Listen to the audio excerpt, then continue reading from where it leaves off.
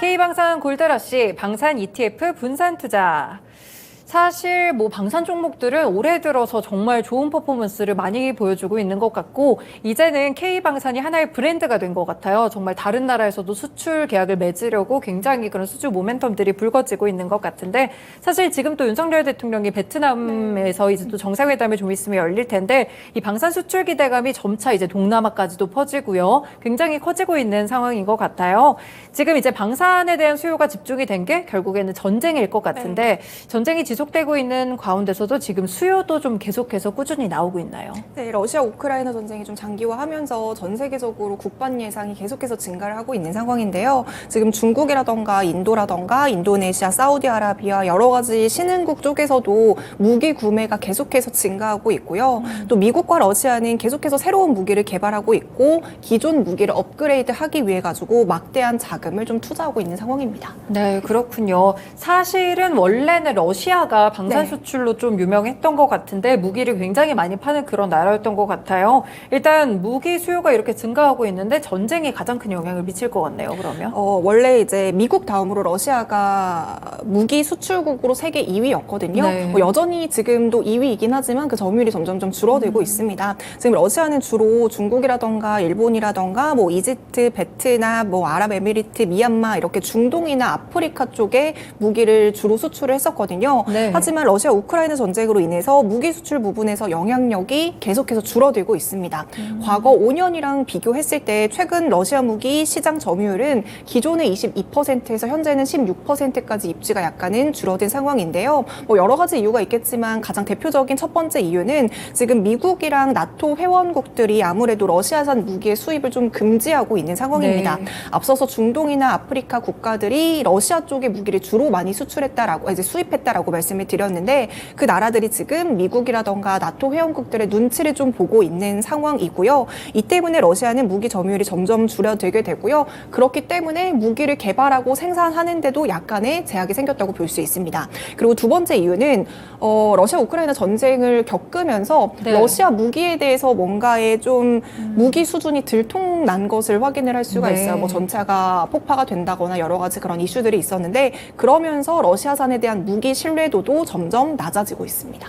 네, 러시아가 무기 수출국 2위를 좀 차지하고 있다고 하니까 여기서 점유율이 준다면 결국에는 그 점유율을 누가 갖느냐 이 싸움이 좀 될 것 같아요. 확실히 이제 우리나라가 무기 수출국으로 9위까지 좀 올라섰다는 모습을 보여주고 있는데 그러면 우리나라 입장에서는 또 다른 기회가 좀 되지 않을까요? 네, 이제 5년 동안 아까 러시아가 22%에서 16%까지 점유율이 줄어드는 과정에서 5년 동안 지금 한국의 무기 수출 규모는 74%나 증가했다고 합니다. 74%까지 증가했다고 합니다. 이 방산 수출 시장 점유율도 2017년에는 12위에서 지금은 9위까지 올라서면서 매년 상승하고 있는 모습들을 보여주고 있는데요. 이제 각국에서 우리나라 무기를 선호하는 이유는 미국보다 우리나라 무기가 훨씬 더 저렴하면서 러시아산보다 우리의 나라에 대한 무기 신뢰도가 높기 때문이라고 볼 수가 있습니다. 여기서 또 재미있는 사실이 있었는데요. 이제 한국의 그 빨리빨리 문화가 있잖아요. 근데 K방산 러브콜에도 빨리빨리 문화가 좀 영향을 주고 있습니다. 제가 저번에 이제 방산과 관련해서 이슈 읽어주기 한번 했었던 적이 있었는데요. 그때 이제 폴란드가 우리나라 K2 전차를 구매했다라고 이제 말씀을 드렸었어요. 우리나라가 이제 폴란드에게 3년 동안 180대를 K2 전차를 공급하겠다라는 계약이었었거든요. 근데 유럽이나 다른 국가들은 10년이 걸려도 이 K2 전차를 180대를 만들어내서 수출하는 게 굉장히 어렵다고 해요. 하지만 이제 또 이 무기들을 수입하는 그 나라 입장에서는 본인의 안보가 달려있는 문제인데 그 무기가 만들어질 때까지 계속해서 기다릴 수는 없는 상황이잖아요. 그래서 무기 수요가 굉장히 빠르게 증가하고 있는 만큼 그 수요를 빨리빨리 우리가 좀 충족시켜줘야 되는데 우리나라는 무기도 굉장히 잘 만들면서도 빨리빨리 만든다라는 것이 또 K방산에 대한 러브콜을 증가시키는 요인으로 볼 수가 있습니다. 이게 우리나라의 또 가장 큰 장점이라고 볼 수가 있는데요. 납기 능력에 있어서는 거의 한국이 전 세계 1위가 아닐까 싶을 정도로 굉장히 그런 수요가 잘 충족되고 있다고 합니다. 이 탄력을 이어받아가지고 지금 우리나라는 2027년까지 미국이랑 러시아, 프랑스에 이어서 세계 무기 수출국 4위까지 올라설 계획에 이제 좀 목표를 가지고 있고요. 지금과 같은 좀 수출 추세라면 충분히 달성할 것이다라고 전망되고 있습니다. 네, 확실히 K방산이 굉장히 하나하나 천천히 레퍼런스를 쌓아가는 것 같습니다. 빨리빨리 문화가 여기도 적용이 된다니까 재밌는 것 같네요. 아무래도 이제 방산산업에서 한번 수주 계약을 맺게 된다면 이제 신뢰도가 생기니까 계속해서 좀 주문을 하게 되고 이런 식으로 이어질 것 같거든요. 그러면 지금 수출이 단기적인 모멘텀이라기보다는 앞으로도 이제 추가적으로 수출을 좀 이어질 수 있는 모멘텀이 될 수 있을까요? 이제 무기 같은 경우에는 바로바로 좀 소모되는 무기들도 있지만 사실 계속해서 사용되는 무기들이 네. 많거든요. 짧으면 한 4년에서 5년, 뭐 길면 20년에서 30년 이상까지 사용되는 무기들이 많아요. 그래서 그 무기들을 계속해서 재사용하는 과정에서 수리도 필요하고 여러 가지 업그레이드가 이루어지는 경우가 많습니다. 네. 따라서 방산산업의 가장 큰 장점이라고 한다면 락인 효과가 좀 발생한다라는 게 장점이라고 볼 수가 있는데요. 이 락인 효과 같은 경우에는 소비자가 특정 제품이나 서비스에 묶여가지고 다른 제품이나 서비스로 이동하지 못하는 상태를 이제 락인 효과라고 하거든요. 이 방산 쪽이 락인 효과가 굉장히 강한 산업이라고 볼 수 있습니다. 애초에 좀 무기 같은 경우에는 기술적으로도 굉장히 복잡하게 설계가 되어 있는 부분이고요. 또 다른 무기로 쉽게 고치할 수 있는 문제도 아니다 보니까 뭐 예를 들면은 뭐 어떤 항공기에는 특정 엔진만 무조건 사용해야 된다 이런 네. 부분들 때문에 우리나라랑 한 번 무기 수출에 대해서 계약을 맺으면 이게 계속해서 장기적인 고객으로 끌고 나갈 수밖에 없는 상황입니다. 그래서 결국에는 이 락인 효과 때문에 무기 수출에서 우리나라가 좀 경쟁 우위를 가질 수가 있고요. 그리고 락인 효과를 가지게 된다면 이 부분에 대해서 또 가격을 인상할 수 있는 좀 긍정적인 요인으로도 작용할 수 있습니다. 네, 매출만 늘려가는 것이 아니라 수익성까지 좀 두 마리 토끼를 잡을 수 있는 요인이 되는 것 같은데요. 사실 뭐 우리나라 무기 수출이 참 잘 되고 있다, 수주 계약을 맺었다 이런 소식들을 모두 뉴스에서 좀 접하셨을 것 같은데 구체적으로 그 규모에 대해서 좀 알아보겠습니다. 사실 업체별로 좀 다를 것 같은데 기업별로 좀 알려주세요. 일단 지금 국내 방산 업체 중에서 가장 많은 수주 잔고를 기록하고 있는 기업이 한국항공우주라고 볼 수가 있는데요. 지금 한국항공우주 같은 경우에는 1분기 수주 잔고가 25조 원, 뭐 537억 원까지 이제 늘어났다고 해요. 네. 그래서 지난해 한국항공우주의 매출액이 2조 8천억 원이었는데 1분기 수주만으로도 지금 매출 기준으로 한 10년치의 금액을 확보했다라고 보시면 되겠습니다. 최근에도 한국항공우주의 이제 무기 수출에 대한 부분이 계속해서 이어지고 있거든요. 말레이시아랑 지금 1조 2천억 원에 달하는 FA50 18대의 이제 수출 계약을 맺으면서 동남아시아 국가 중에 최대 규모의 계약을 최근에 또 맺은 바 있습니다. 그리고 한화 에어로스페이스랑 현대 로템 같은 경우에도 각각 지금 수주 잔고가 한화 에어로스페이스는 한 19조 원을 돌파했고요. 현대 로템도 5조 원을 돌파하면서 수주 잔고가 굉장히 많이 쌓여 있는 상황이고요. 또 여기에 정부에서도 좀 방산 기업을 키우겠다라는 의지를 적극적으로 표명하면서 계속해서 방산 세일즈에 힘써주고 있는 모습들을 보여주고 있습니다. 네, 기업별로도 정말 수주 실적이 계속해서 좀 쌓이는 모습이 나타나는 것 같습니다. 이번에 이제 제가 아까 오프닝 때 잠깐 언급을 하기도 했었는데 윤석열 대통령이 이제 좀 있으면은 또 베트남에서 정상회담까지 이제 가게 될 텐데 베트남에 그러니까 동남아 쪽으로 또 무기 수출 기대감이 이번에 커지면서 K 방산 종목들이 움직인 적이 있었어요. 사실 연결고리가 좀 신기하다 이렇게 생각하기도 했었는데 동남아와 방산주들 좀 연관관이 있을까요?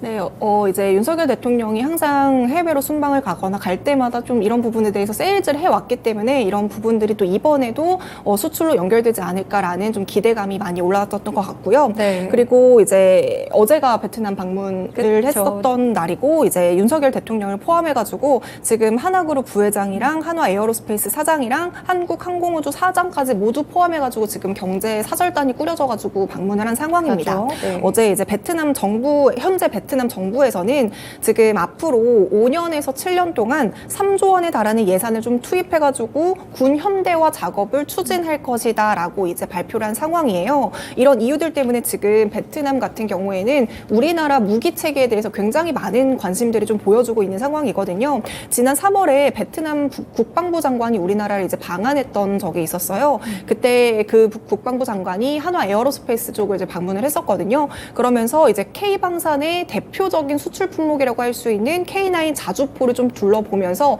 약간 관심 있는 모습들을 계속해서 보여줬습니다. 이런 모습들을 볼 때 이제 베트남은 아무래도 지금 이제 군 현대화 작업을 계속해서 추진하고 있는 상황이고 최근에 우리나라 K 방산들이 굉장히 떠오르고 있는 나라 중 하나이다 보니까 많은 관심이 있다. 여기서 또 수출로 연결될 수 있다라는 기대감이 연속해서 작용을 하고 있는 것 같거든요. 그래서 지금 경제 사절단이 지금 베트남에 간 상황인데요. 그 순방을 통해 가지고 한화 에어로스페이스 같은 경우에는 K9 자주포 수출에 대해서 좀 논의를 할 예정이라고 이렇게 전망이 되고 있습니다.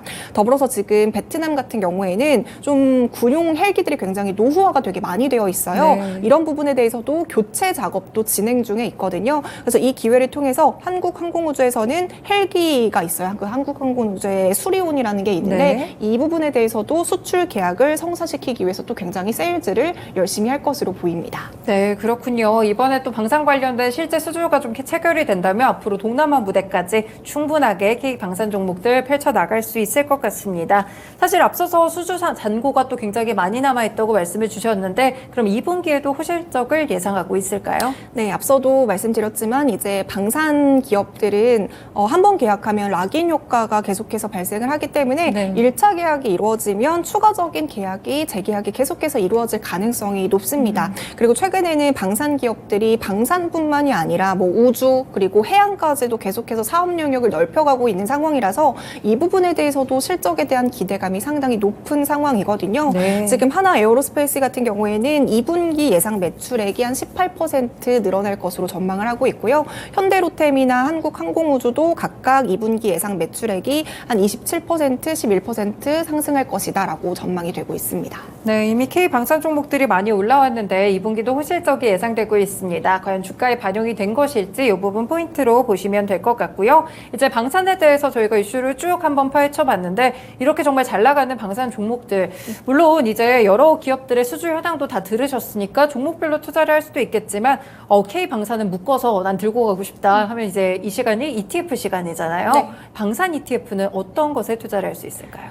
이제 방산 ETF 같은 경우에는 하나에 투자를 할 수가 있어요. 네. 한 상품에 아리랑 K방산 FN이라는 건데요. 이제 국내 대표적인 방산 기업들에게 분산 투자를 할 수 있는 상품이라고 볼 수 있겠습니다. 이제 아리랑이라는 이제 운용사가 붙은 만큼 한화 자산 운용이라고 생각을 해주시면 될 것 같고요. 한화 자산 운용에서 작년에 이제 국내 최초로 출시했던 방산 ETF라고 보시면 되겠습니다. 그래서 지금 다른 운용사들도 K방산이 최근에 하도 이제 이슈가 되다 보니까 네. 비슷한 상품들을 내놓으려고 좀 노력을 하고 있는 상황이지만 워낙에 이제 한화 자산운용에서 딱 이제 출시를 한 만큼 좀 경쟁력 있는 다른 상품들을 출시하기는 아직까지는 애매하다. 약간 이런 그렇네요. 이야기들이 네. 많더라고요. 아무튼 지금 국내 최초 방산 ETF가 방금 말씀드린 아리랑 K방산 FN이라는 거 말씀을 드려보고요. 지금 지난 일주일을 기준으로 전체 국내에 상장된 전체 ETF 중에서 상승률이 12.7%로 가장 높았다라는 것을 확인을 할 수 있습니다.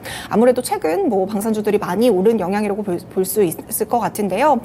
이 ETF의 구성 종목들을 좀 살펴보면 지금 한화 에어로스페이스가 23%의 비중으로 가장 많이 들어있는 것을 확인을 네. 할 수가 있을 것 같고요. 이어서 현대로템 같은 경우에도 21.9%의 비중을 가지고 있습니다. 그리고 한국항공우주 같은 경우에도 18.39%의 비중을 가지고 있고요. 한화도 10.44%를 포함해서 뭐 풍산도 있고 LIG 넥스원도 있고 여러 가지 국내 대표 방산 기업들이 지금 이렇게 포함이 되어 있는 것을 확인을 할 수 있습니다.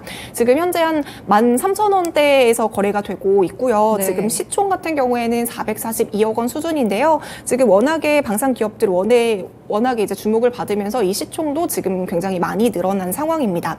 지금 수익률 같은 경우에는 이제 최근 들어서 전체 ETF에서 가장 높다고 했는데요. 1개월 수익률로 따져본다면 지금 15% 정도로 굉장히 선방하고 있다라고 볼 수 있고요. 3개월 수익률은 무려 33%를 넘었고 아직 이제 1년이 되지 않은 상품이다 보니까 1개월에서 3개월 수익률만 지금은 확인을 할 수가 있는 상황입니다.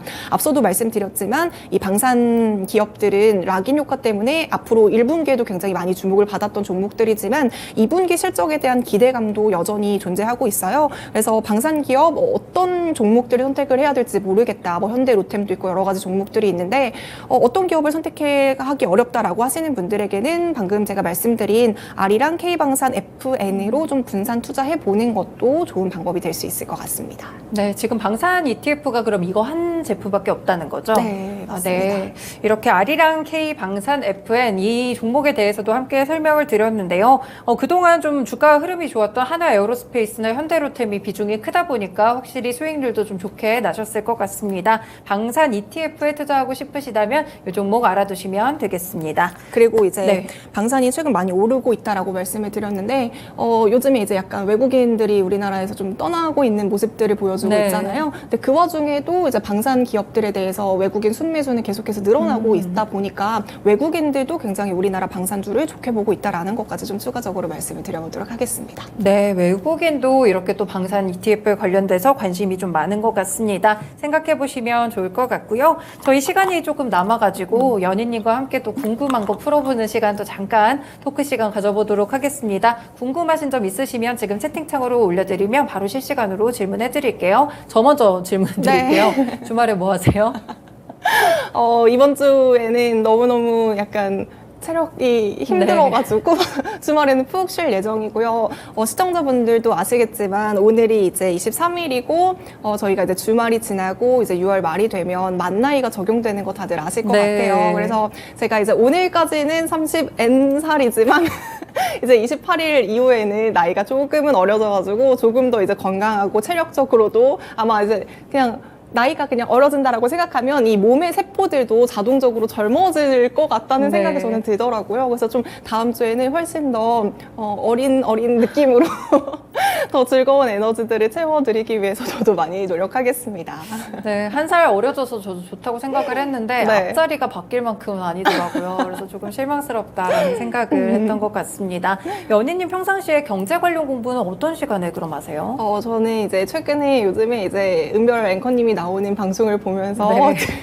저요? 아침에 이슈를 보면서 열심히 공부하고 있고요. 그냥 매일매일 경제신문을 좀 읽고 관련 유튜브들을 보면서 어떤 이슈들이 있나 보고 있고요. 또 이제 제가 한 가지 꿀팁을 드려보자면 네. 사용하시는 이제 HTS가 있으시잖아요. 네네. 그 HTS에 들어가시면 그 뉴스를 볼 수 있는 창 있는 거 아시죠? 맞아요. 전체적인 네. 모든 뉴스를 볼 수 있는데 거기에다가 이제 증시 요약이라고 검색을 하면 한눈에 오늘 이제 미국 증시부터 시작해서 어떤 특징주들이 있고 어떤 경제 이슈들이 있는지를 증시 요약이 다 나와 있거든요. 그래서 장 마감되고 한 그게 4시 반에서 5시 정도면 그 뉴스가 뜨더라고요. 그렇게 보면 오늘 하루에 어떤 일정이 있었는지를 좀 한눈에 확인할 수 있어서 저는 그런 식으로 전체적인 흐름을 좀 자주 보는 편입니다. 네, 그렇군요. 최근에 좀 관심 있는 재테크 분야는 어느 쪽일까요? 최근에는 이제 제가 이제 주식 투자 같은 거나 ETF도 적립식으로 매수를 하고 있는 부분도 있고 이렇게 네. 이런 부분들은 제가 기존에도 꾸준히 하고 있는 방법이지만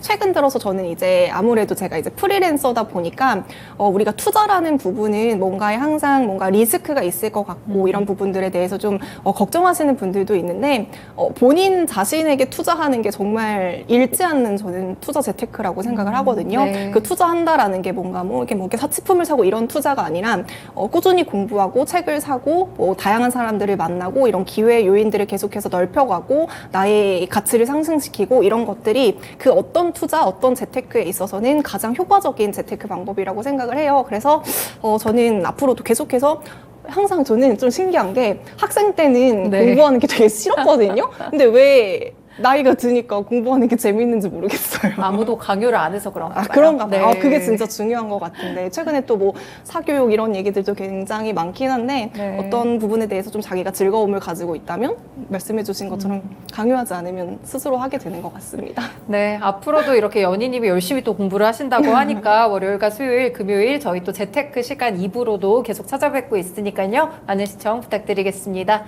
연희님 오늘 말씀 고맙습니다. 네, 감사합니다. 네, 이렇게 연희님과 함께 1부와 2부에 대해서 또 나눠봤습니다. 이번 쉬운 재테크 읽어주기 시간 ETF 시간에서는 방산 ETF에 대해서 알아봤다는 점 함께 참고해주세요. 그리고 오늘은 금요일이죠. 미스터 진단이 오후에 또 방송을 하는 날입니다. 그래서 진단 신청하실 분들 또 종목별로 왜 내 종목은 이렇게 수익률이 안 가지 하시는 분들 오늘 신청 많이 해주시면 좋을 것 같습니다. 역시나 출연해주시는 분 토마토 투자클럽의 이종복 전문가님입니다. 또 스타 전문가님이죠. 그러니까 많은 신청해 주시고요. 지금 하단의 번호 0221283388, 0221283388번으로 종목명과 매수가, 비중까지 연락 주시면 저희가 선정해서 함께 또 진단해 드리도록 하겠습니다. 지금까지 다양한 투자 판단에 도움이 되는 말씀들 전해드렸는데요. 특정 종목의 상승과 하락을 보장하지는 않습니다. 토마토랜드 2.0 여기서 마치겠습니다. 시청해주셔서 고맙습니다.